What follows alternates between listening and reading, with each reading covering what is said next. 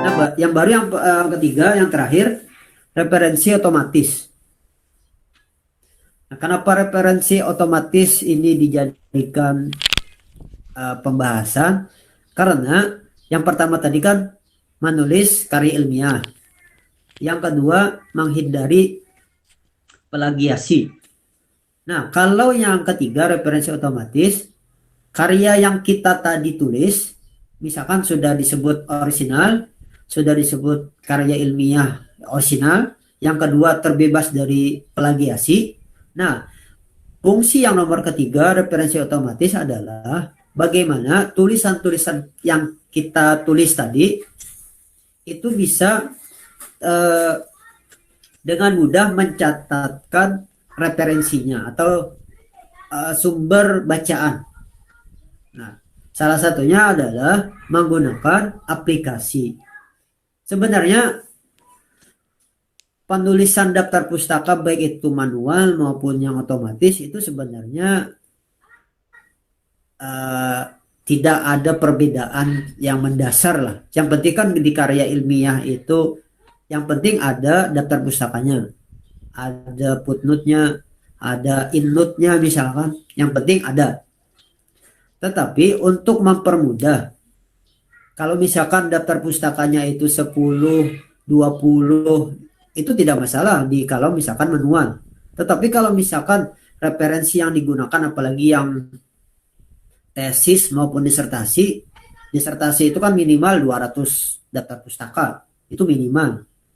Tapi kalau manual sampai 200 buah buku, oh itu kita kelelahan lah.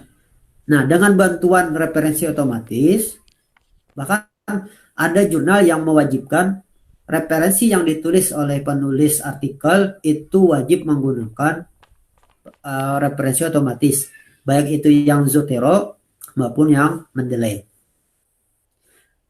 Jadi kalau misalkan dilihat editor jurnalnya tidak menggunakan referensi otomatis, itu dengan serta-merta eh, artikel atau manuskrip yang akan dikirim ya, atau yang sudah masuk di editornya itu akan dikembalikan, disuruh disuruh apa namanya merevisi dengan menggunakan referensi otomatis.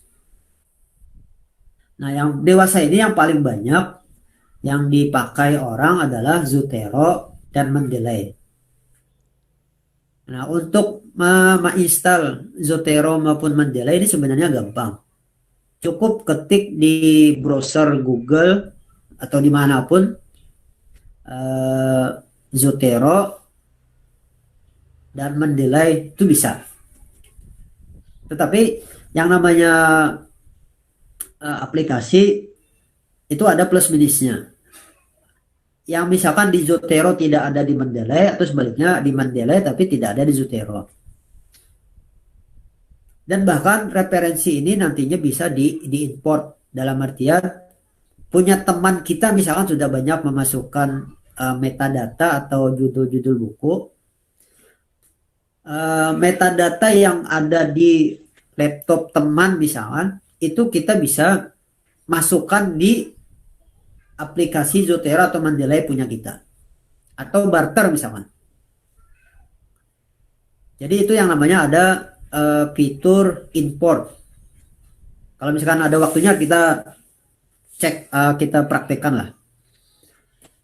Nah, ini manual versus otomatis. Kalau di menggunakan referensi toolnya pakai Zotero atau Mendeley, itu ketika kita klik di bagian daftar pustaka, kalau yang manual itu tidak akan muncul blok yang sebanyak ini. Atau kita lihat di sini.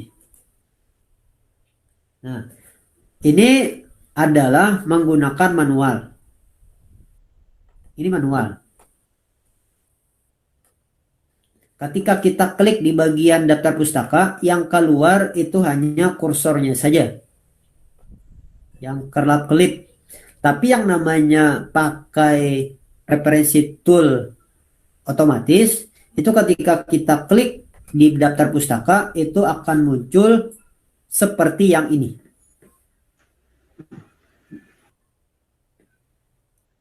Itu perbedaannya antara yang manual dengan otomatis. Tetapi yang otomatis harus kejelian di tahap pertama, yaitu input data buku-buku yang ingin dijadikan referensi. Jadi intinya adalah kalau di otomatis pastikan tahap input data buku atau artikel itu harus sudah 100% tidak ada lagi kesalahan. Kalau ada kesalahan nantinya akan berpengaruh kepada penulisan footnote maupun penulisan daftar pustaka.